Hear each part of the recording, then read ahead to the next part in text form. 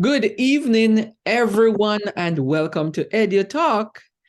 EduTALK is a virtual talk show created out of the need for a global learning community, focusing on topics in education that directly impact Caribbean nations and diaspora nationals working out right across the globe. EduTalk features principals, teachers, business leaders, administrators, dignitaries who share their expertise on critical topics facing education today with one common goal of moving education forward and our students upward. I am your host.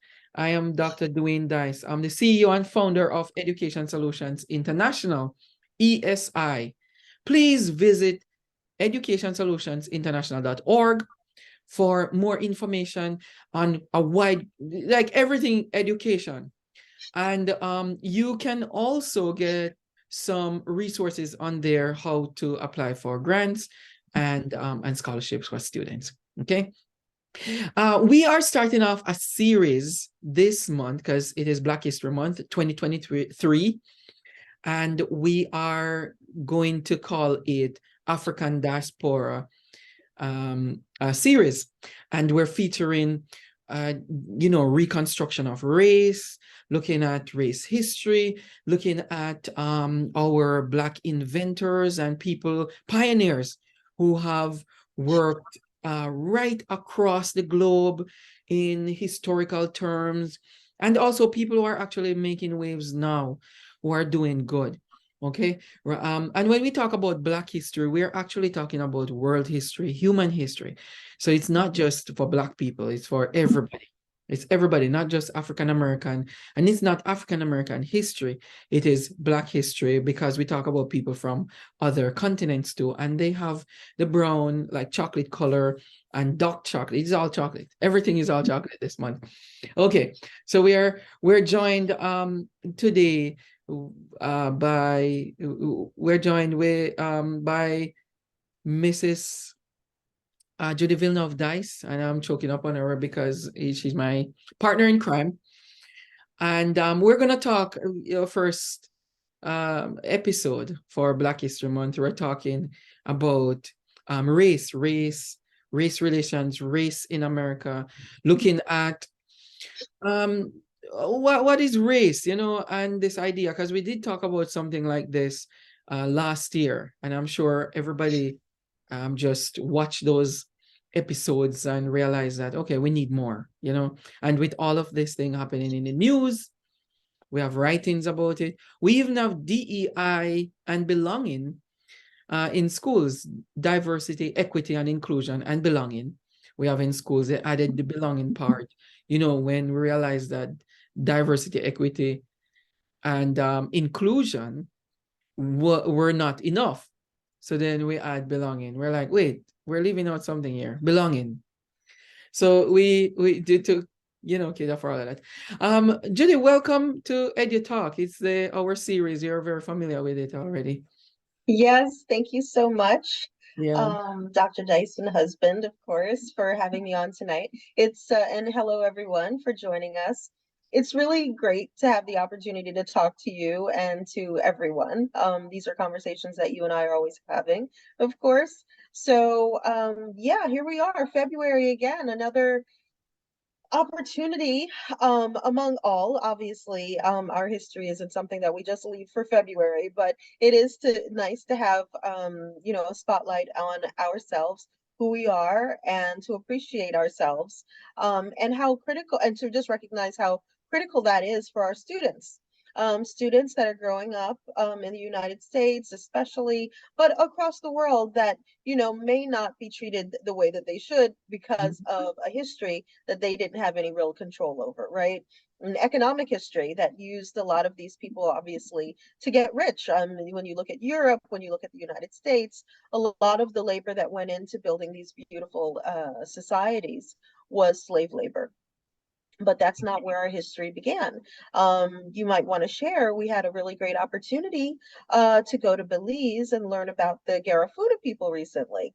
And in going to Belize and learning about them and getting an opportunity to see students come from a school of Garifuna students that spoke the language, sang in that language, and did dance, in fact, in that culture. It was really interesting to find out that they didn't have a slave history. And that's something that, one of many things about history that we don't learn about African people. Not everybody was a slave, right? So it's interesting to know that, and also that we ended up learning that they were professionals, and for generations. I'm very happy to find out that my mom is actually related to them. My mom's father was a doctor, who had come to from Belize to Jamaica to practice. That would have been in the 30s. So obviously, people of African descent have been doing a lot for a long time. A lot of people would know that we even had Black doctors in the 30s. So it's really interesting to know, and that's what I'm curious about. I look forward to February, to doing more investigation, like consciously, of Mhm. what have we been doing before things changed for us, right? Were all of our accomplishments and all the great things that we've been able to do to contribute, as you said, to our world history. Mhm. And that's very exciting for me. Yeah. Well, rounded opening. That's good. The idea of race, because you mentioned a lot about, the Garifuna people in Belize, and those people actually, they might have come from somewhere, and they travel freely. They didn't get tied down on a ship and brought across on the Middle Passage to the Americas. And I hate to think that people, especially students in schools, the only reference they have to their history when you ask them, where are you from? Where are your people from? They said, oh, my father and mother, they came here as a slave. That's where I'm from. And or they were enslaved people. And I would say, but where were they from before, before the slave trade and before they were enslaved and treated like property? And they said, well, I don't know. I really don't know. Somewhere probably in Africa, and I don't really know. So, but that's where the history ends or begins, depending on where you look at it. And so the pride, you can see, if you question a person like that, you can see that confidence and the pride just drain from them, because they don't realize that, before 1600 and something or 1700 something, depending on when you arrive on this continent, your people, that you are actually living in communities and you're having fun with your people there. And it just feel like you have been displaced, on a land that you were not supposed to be on, and working for people you are not supposed to work on. Because a lot of these people are from communities that if you look at them back in ancient times, they call even their cousins brothers. All of them, they're brothers and sisters, and they grew up in these communities and they take care of each other. I want to remind people that Mrs. Villeneuve-Dyce is the CFO of Education Solutions International. So we work together to make sure that we supply people with a lot of PDs, professional development and training in schools, in education, and just mentorship, and a lot of things, from leadership to teacher level. And I like to do it horizontally like this, because it's leadership going towards teaching and so on. It's not top down or bottom up. So anyway, what based on you mentioning, you mentioned the Garifuna people in Belize, and we have seen quite a few of them, and even one of them was driving us around, and Yes. very nice, calm gentleman, very nice, and just having fun with us, that we're from Jamaica and we live in the US, and we make US our home, and we're enjoying the whole experience. But you need to mention the other side of your family also, that Dr. Hendrik Clark was one of those people in your bloodline. Yes, it's true. Actually, it's through marriage. Mm. Dr. Okay. John Henrik Clark, who is a very, very esteemed um, civil rights leader here in the United States, is my great uncle. He was married to my great aunt, that's Miss Sybil Williams Clark, who had come here in the 40s, and she worked at the NAACP. And it's in the work that she did here in the United States for the rights of African American people, her herself being a Jamaican, realizing and learning from some of the most scholarly and informed African American scholars about what was happening during that time. And there was still segregation. I had taken her actually to Radio City Music Hall just a couple years before her passing. And it was a very meaningful experience for her because she said when she had come here in her 20s, that they were relegated to the balconies at the very top where they could barely see anybody. And they had to stand outside in the cold, she said, because it was around the same time, Christmas, because that's where you have the Rockettes are very famous to perform during the Christmas holiday. And of course, everybody wanted to go and they get all dressed up. But they had to wait outside in the bitter cold until all of the white patrons were seated. And then, even if the white patrons weren't even sitting in the balcony, they weren't allowed in the space when they were being seated. So it's when they were all seated, that's when the African American patrons were sent up to the very highest. Now they're the cheapest seats that you have, and you have the worst view. But the fact is that you're at Radio City Hall. This is the way the system is working at the time. And she took the opportunity to go, and she loved it. But when I took her, and she's on the ground floor, in the front row, seeing the audience, seeing the performance, finally the way that those white patrons had seen it, it really did bring tears to her eyes Oh. because she had seen all of that transition from, the segregation and the demeaning treatment. And these are people that, worked very hard, that were very educated, Mhm. very classy. I mean, if you've seen pictures during that period, they weren't wearing their pants down, tied up clothes and ripped up things. No, they were sharp, right? I mean, gloves all the way up to the elbow, and the prettiest coats, and they work hard. And so, she just felt overcome by the fact that she was able to see the day where she could actually sit there Mhm. like anybody, a regular person, and not be treated any differently, to have the opportunity to enjoy the show Mhm. from one of the best seats in the house. Mhm. So we learn a lot from our elders. And in fact, she had always told me different things that I didn't understand. And it's not until you grow up and you get mature and you understand, well, what does it really mean, Mhm. you know, to be in a society that's judging you and treating you a certain way because of presumptions that they have about you that are not the reality of who you are, but it becomes a certain type of reality because your life is in that environment is structured based on that presumption. Yeah.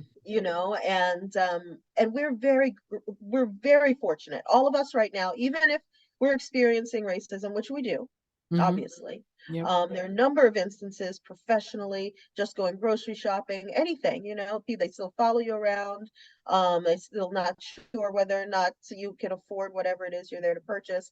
There are things that are still holdovers, but we really do have to be cognizant of the improvements that people like, my great aunt, Miss Sybil Williams Clark, and Dr. Hendrik Clark did to give us the opportunities we have today. Yeah. Yeah. True. True. Um, this whole idea of segregation and which still exists in our society. When I walk around New York City, Mhm. you can see it, you can feel it. If you just become 1% aware of where you are, you know. And when you know, you cannot unknow it. There's no unknowing of these features in our society. And they have paved the way. People like Sir Hendrik Clark, and you're looking at not even mention Frederick Douglass or Martin Luther King is a given that the sacrificial lamb for the civil rights movement Yeah. back in the One 60s. of many. One of many, because we have a lot more. One of our of heroes, Marcus Garvey, who came before him in the 1920s and 30s. Hardly anybody talk about him in the same way as they would talk about other people, but he actually paved the way for these other ones long before the civil rights movement. There were other people as well leading up to the 60s, where this explosion of the civil rights movements. We're looking at people from Jamaica who actually have gone to Haiti to start the Haitian Revolution, and then it spilled over into North America. So, Yeah. and we're not learning that in school. We're not. I Yes. remember the article you wrote about the Moors last year when we're looking at this, and a lot of people still don't hear it. And I didn't learn about the Moors in school in Jamaica, so we had to learn about that afterwards.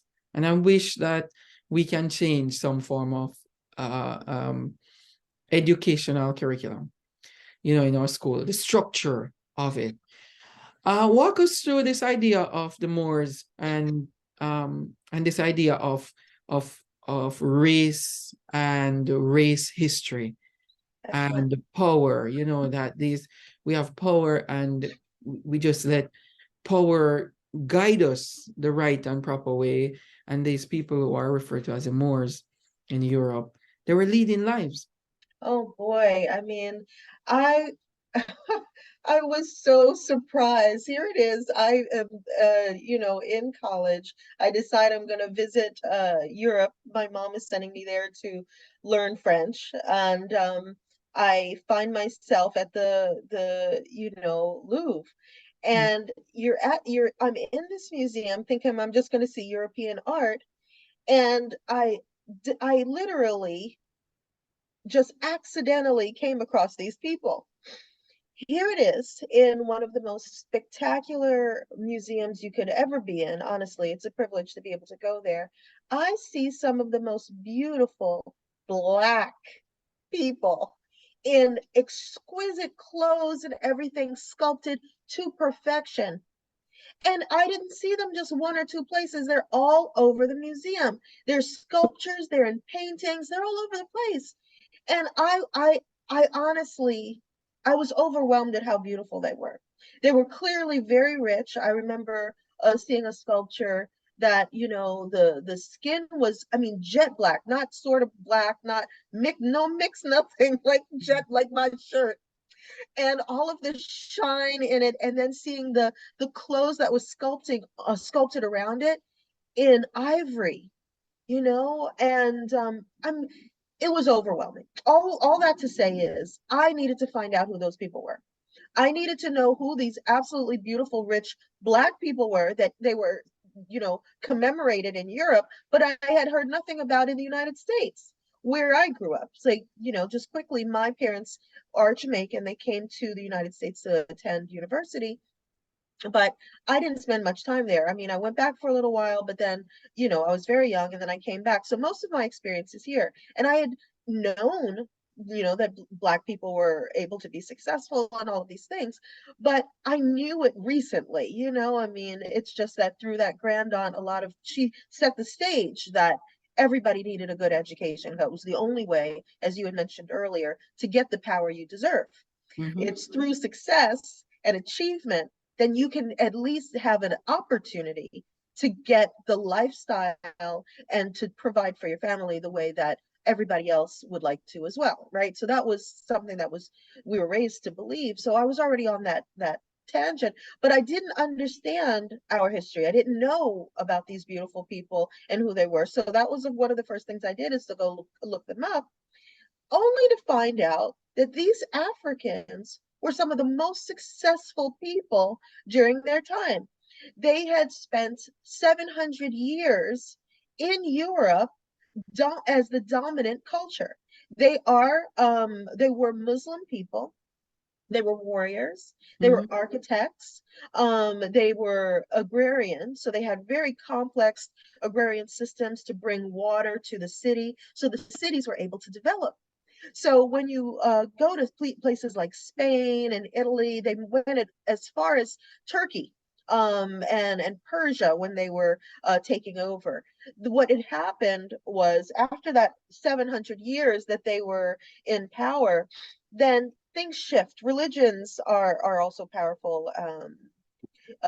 Cultural change agents. So it was the Catholic religion that was coming very strong at that time, and they had a conflict, and it's in that conflict that they kind of disseminated throughout Europe.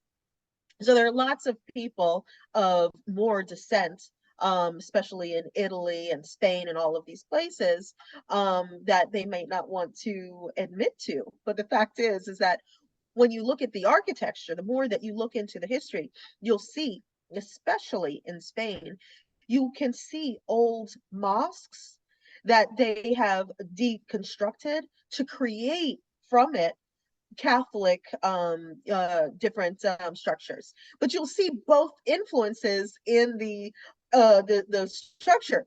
So it's kind of schizophrenic. If you don't know the Mhm. history, you won't understand why that's happening. But it's very beautiful. Oh, so this is an example of one of the more people. So if you recognize this outfit, this is the kind of clothing that they wore in Greece, right?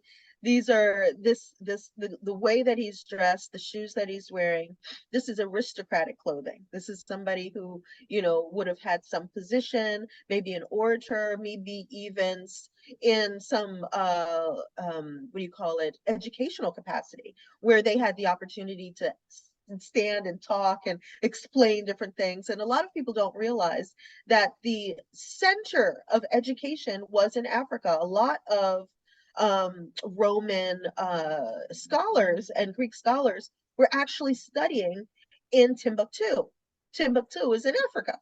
It Mhm. is the first university, you know, and people were coming from all over the world to get a good education there in Africa. And it's funny because I believe you had mentioned it sometime I think it may have been last year, when people say, oh God, that place is far, it's over in Timbuktu. A Yeah. lot of us didn't even realize that was an actual place.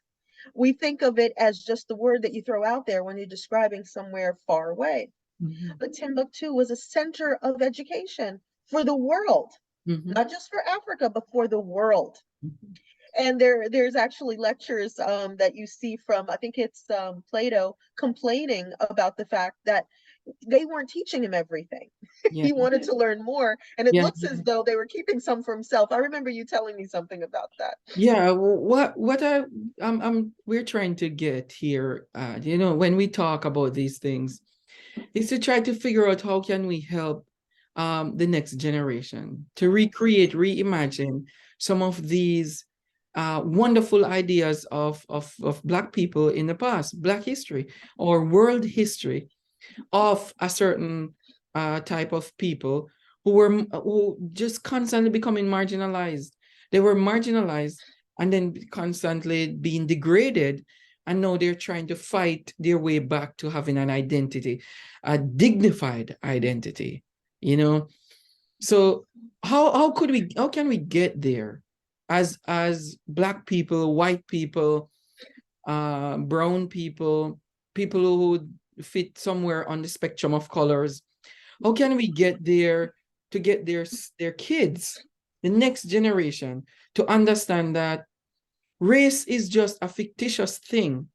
Yeah. You need to, like what MLK said, judge somebody on the contents of their character. Judge them on the contents, not on their skin color. Find out who exactly that person is and the character development of the person. And then you will know exactly who that person is, instead of judging them on something, which is very cruel. Every time I think of this, I really get upset about it, because there's no way you can change your skin color. There's no way you can. Well, technically you can if you know, bleach yourself. I'm talking about naturally. There's no way you can change this. And I would never dare to change this. You know, I would never change this. But I'm looking at it and thinking, do you really marginalize me based on this nice shade? Do you really take me out and don't want to promote me in a job? Or you don't want to take me into your organization, even though I am super qualified, 10 times qualified than one of your average person in there, and the person you're going to employ, I'm 10 times qualified. And because of my skin color that I have nothing to do with, I didn't choose it, right? You are going to treat me that. I can't drink out of this fountain, or I can't do this, I can't do that based on my skin color. I cannot live over here because of my skin color. I can't do that. You know, how do we get our students in school and the people who are teaching them to understand that they need to stop doing that, like what is happening in Florida? Oh boy, Florida, whew, that's a whole different ball game. I mean, honestly, the reason why all these things happen is that people really are not informed. Um, oh, so many incredible things are happening in Africa. The way that Africa, and not just in Africa, Mm-hmm. India and China, they are coming out. Yeah. These are colored people countries. They are achieving themselves in all kinds of ways through e-commerce, all of the different ways of accessing world economy, and people are not aware of the progress. If they were to travel to those countries and to compare the progress that those countries have made compared to what America is doing, you would see that we're regressing and they're progressing.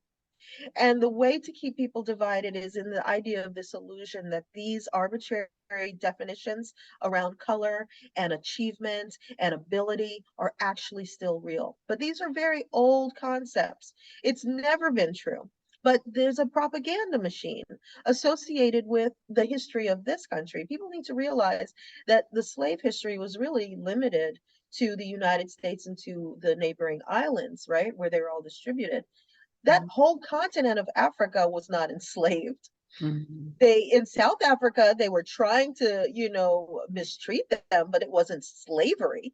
So you have way more people of African descent that have never been slaves, and then you have people that were, and yet there is the stigma on everybody with brown skin and curly hair, as if the whole group of us have all been slave and we all have a slave history, right? And first of all, it needs to be very clear that slavery is not something to be ashamed of. That's something that you're a victim of, right? And that happened as a result of building their economy. But we have to be proud of the fact that we're still here.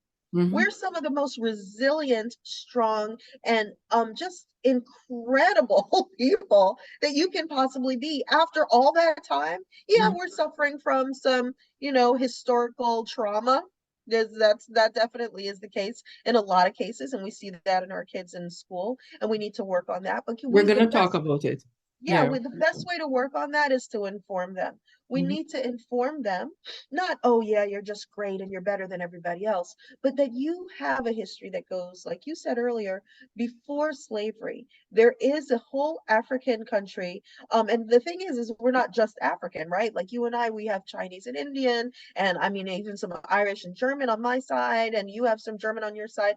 So the idea of us being a whole person rather than just one identity is something that we also need to recognize. We need to appreciate and value everything that makes us who we are, everybody, because we're world citizens, right? We're world citizens, and we need our children to understand that they also play a major part in this world, and they need to learn about everybody and the roles that they played, even if they're uncomfortable roles.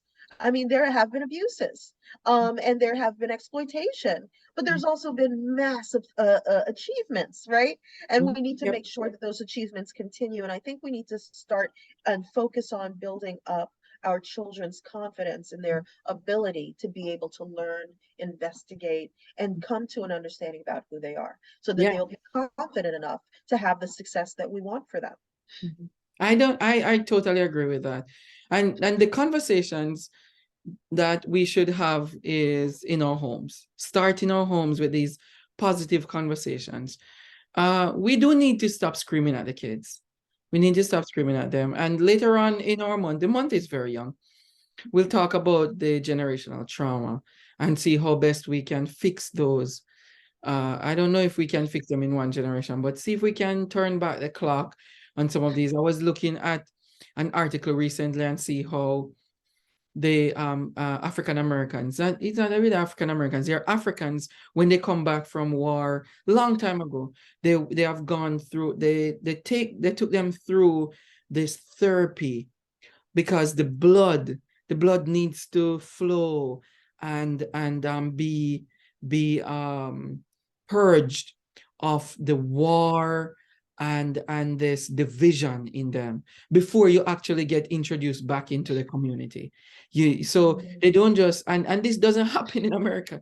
They go overseas. It's even a secret where you go. You come back, you try to assimilate in the community, and you have so much trauma in your blood that you just lash out at people, and you probably will even commit some serious problems, serious crimes, in your community. They have this ancient treatment that even if somebody goes off and go into whatever problems they get into long time, when they come back in the community, and before you get introduced back, you go through therapy and they purge you of that bad blood before you can, become a man, and just lead. And they talk specifically about men, but I'm thinking women also need the same treatment where you get purged. And I see that happening with post-traumatic disorders in the people who come back from war, or just simply if you go through a rough time, you lost some people, you internalize it, and then you become very, very depressed that you become useless to yourself and to society. This thing about grouping people in different categories based on race and so on, the fictitiousness of it, and the, as you mentioned earlier on, that it's just a made up reality that people live by, and they communicated the propaganda machines that they design to keep people in their places.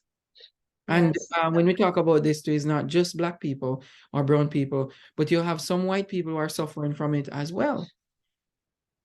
Yeah. Yes, and benefiting from it. I was speaking actually to a colleague just the other day, from Korea. He's first generation like me, but his family's from Korea. And we were talking about how people from other countries that are mistreated in their own countries can come here and reinvent their identity around our race narrative. And we were talking about the distinction that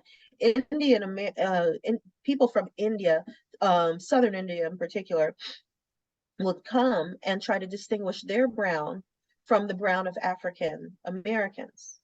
And we know for a fact that African Americans are a wide range of brown, right? Because they have generational mixing with Native Americans and You're Caucasian not Americans pure and all that stuff. African. Exactly. So just the idea, think about that, of this brown group saying, okay, we're not the same shade as them. We're not, and no, we have a different type of brown. Mhm. And then the fact that they are doing a lot of straightening their hair, because when you go to India, you'll see that they actually do have curls down south. They have more curls. It gets looser as they go north because they're more mixed with, Northern Africans and Greeks and stuff like that because of the geography. People Mhm. look based on who they're mixing with. So their noses get straighter. Everything changes as they go from south to north. So you have Southern Indians here that are dark that are straightening their hair. They're actually straightening their hair just so that they can be distinguished from that group of rejects, the people that this society rejects, to reinvent themselves. And same thing with Eastern European. There's a long history of Western European people looking down on Eastern European people. But when Eastern European people come here, and their country is very poor for the most part, following communism and all those things, they get an uplift in societal status suddenly Yeah, in the yeah. United States, which they wouldn't get anywhere in Europe, Yeah. because now they've joined the group of what they is defined as white. And I was speaking to a friend, and she said her parents actually stopped her from even learning their language. They didn't want any evidence of their Eastern European history to taint her future and her future opportunities. So it just shows you that this concept around race is affecting people from everywhere in a variety of ways, some of which are benefiting, some are having the challenge of making a distinction, and others are, just still subject to this arbitrary idea of being inferior as a result of having that combination of brown skin and curly hair. And I love my curly hair, and I'm not going to change it. And No. I'm fine with brown skin. I'm very happy with my skin. And then when you travel, you actually are defined differently. So race actually appears differently or is perceived differently in different places. So when I was in France, the Africans were calling me white. And I was like, what on earth are you talking about? I didn't understand what was going on. But in their definition, which is the exact opposite of the American definition, in the African definition, if you're mixed with even anything and they can recognize it, that makes you white. But in America, if you're mixed just a little bit with black, that makes you black, but not anymore, because now Latinos, who are definitely African and European, Spanish European, are clearly by that definition black, but now they've been created a whole different category for them that says Latino or not or non-Latino, and neither of which are associated with white or black. But if you ask them, they'll tell you they're white. So Yeah. none of this makes sense. You cannot put logic on what it is that is happening. And none of it makes any sense at all. And when we go to Jamaica, especially you, they straight up call you Indian. They Yeah. call me coolie girl because of the hair texture. So what are we exactly? I mean, if you wanted to really focus in on what you are, going by what people say, you'd be completely insane, because nobody has the same definition of who you are. So you need to know who you are. You have to decide, who am I? And I'm saying that it starts from home. Yeah. The parents need to start telling their kids who they are, because you can't wait until a school ended up telling them who they are, which they're not, and then they believe it. And then they live by those principles or rules or beliefs. And they go off and they become those things. Yes. It's dangerous that you're walking around and believing these things. They say, you are this, you are that. Like, they would tell you that when I look around, even the train system, majority of people who are working on the train, they're brown and black people. Majority of people who are driving the buses in New York City, they're brown and black people, and a few Hispanics. And the people who are cleaning up the city, I was walking from the train the other day, and I really pay attention to these things. And I was telling one of my friends that, in our building, so I was walking from the train, and I decided not to take the bus down to the next stop. And I just walk around, and I stopped and I looked at these people who were emptying the garbage and walking around with their little things to clean up the street and so on. And I said, I've never seen one white person. Why is that? Why is it that only black people, and they're saying that this is not segregated? Why is it that you have black people cleaning up your city still after so many years of the ending of slavery and equal rights and all of that? I think this is very equal but separate, and it's equal to know your place. That's where they're keeping people. That you still have it in every major city, that you have only the black and brown people cleaning up the city, and you don't see anybody else doing that same job. I have a theory. I won't even disclose it right now because I'm finished writing it. But when I got in trouble in schools in Florida, and honestly, that place really needs to fix itself. Florida really needs to fix itself. It really needs a serious cleansing. of reconstruction of Black history and race really needed. And Florida is not the only place, but I see it happening in Florida. And I don't need any information from people because I live there. I've lived there and I've experienced it. It's horrible. It is horrible and good that I came into Florida as an adult. If I'd come as a child and I didn't know better, oh God help me. Yes. Yeah. So And a lot of, we need to fix it. Yeah, go on. a lot of people, you know, they are victims of not having the perspective that you had as an adult and coming into these systems. And you know personally how difficult, even when you're an adult, when you know who you are and you still come into this situation, how hard it is to understand. You Yep. know, and the thing about having grown up in the United States and to know how powerful this identity thing is Yes. that Florida is a very it has a lot of low socioeconomic people there. And one of the things, the power that you were speaking about earlier, the power that you get from racial identity, when you are the benefactor of racial identity, is that even if you have nothing else, if you can claim to be white, and that Mhm. is what exists in Florida, Yes. then that is your power. It might be your only power, but that is your power. And you have to preserve it at all costs because you don't have anything else. You don't have any money. You don't have a great job. You don't have, you know, you're not living very well and all this stuff. Mhm. But you can at least say, but I'm white. And Yes. so the only benefit that you have are privileges. Mhm. And that means that you have to do whatever you can to keep other people, non-whites, from Mhm. getting those privileges. Mhm. And that's why in those poorer communities in America, in white America, you'll find that this is the kind of thing that happens even more so than what you see in New York City. In New York City, people have an opportunity to all work together, they get to know each other, they end up, if they like it or not, getting to know somebody and being friends with somebody that they would have never had the opportunity to do in a place like Florida, for Mhm. example. Yeah. So Yeah. they learn empathy and understanding, and they're all struggling because it's hard to live in New York. It's not a joke. And the Yeah. reason why you see so many Black people working in New York City, you know, same thing as in Chicago, the same thing in Washington, D.C. There is a history of African Americans being relegated again to certain jobs, certain service jobs. So a lot of African Americans have been in these jobs generationally. It's not hard to find. I mean, it's a very common story. I can tell you that even working in the education system, I have spoken to young ladies who are in, for example, human resources, and their mother and their grandmother and their great grandmother all worked for city government. Mhm. Okay. So Mhm. these are the jobs that they've been able to keep. They're often low paid jobs, but they're steady.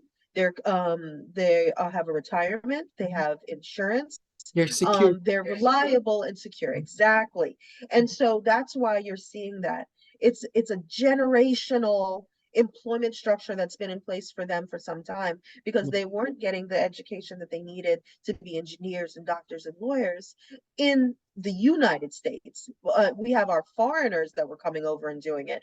Mhm. Africa for the longest has been are the elite from Africa has been traveling the world and getting their education Yeah. all over Europe and the United States for many, many, many years. People Yes. don't realize that if you True. go into Harvard history, you'll see how many Black people graduated from Harvard that were not American Mhm. Africans. They were Africans from all over the place and Caribbean people Mhm. were Mhm. coming here and doing that. True. It's a handful of African Americans obviously that have as well, but it's very few compared to the number of African people and Caribbean people that were doing it long before them. Mhm. So, you know, it's very interesting how things work, but most of it is based on ignorance. People just are Yeah. not informed. And you had said this to me just the other day, with all the information we have access to, and they still don't know, you have to wonder. So it's the purpose and goal of education to make sure we're bringing that to them because for Yeah. some reason they're not interested enough to look on their own. So we have to create the opportunity for that information to be something that they can consider, to form their future identity and understanding of themselves. So we can have more chances of being successful as the society becomes more and more global. Yeah. If I could do one thing, honestly, if I was in charge of any tech company or anything, I would, during the month of February, I would literally every morning, I would send like a video or a text or some form of information to students that are, it's very short because I know their attention span is very short. So send something about it to jolt them with a little energy of Black history, a little energy of world history that pertains to no prejudice, no segregation, but this is what history is. Yeah. This is it. Not what they taught you, but this is it. And this is the source. This is the Yeah. primary source. I would have done that if I could do it, Yes. but here we are. We are on EduTalk. Friends, fellows, ladies, we are going to close our EduTalk for this time. And this is we have some really nice shows coming up for you in the month of February. We actually love this month, even though it's the shortest. I don't know why we have Black History in the shortest month. But we are supporters of world history and human history. It just so happened that we have to use this medium to talk about what is the category of this month or the theme for this month. But we're going to highlight a lot, comparing Black history to world history to human history. We're all the same. We're mixed, and some of us are pure from the continent. In either way, whether you're white or Black, you're pure.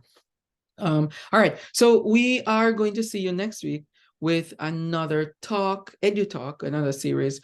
And stay tuned. If you want to visit our website, you can visit educationsolutionsinternational.org and you will get some more information about this. Do you have any final words? Because I telling people that Miss Judy Villeneuve-Dyce is the CFO of Education Solutions International. We don't really have her on here quite often because we have different things and she's doing her own thing. But what do you want to say to people as we open up this Black History Month of African Diaspora series for EduTalk? Well, I just want to wish everybody a really wonderful month and turn it into a month of reflection. You don't have to look in a book or look online. You can really turn to your elders and have conversations with them and ask questions really about who they are, their experiences. We lose a lot of wisdom when we lose our elders. So I think it's a really good opportunity to take that time and to learn from them. And like Dr. Dyce said, I am the CFO. And one of the things that we do is we raise money to support our students and our teachers. So please visit our website, make a donation of your choice, and that's going to go towards our scholarships. We are also collecting equipment for schools, and we're identifying students that we're going to support this year. And we're really looking forward to helping kids reach their goals and achieve themselves in ways that we'll be proud of when we're old and when we're rocking chair and we see these young people succeeding and really representing us. And we really want to, pass the torch. So help us do that by making a donation at educationsolutionsinternational.org. Thank you. Yeah, I agree with everything except for the old part because I will never get old.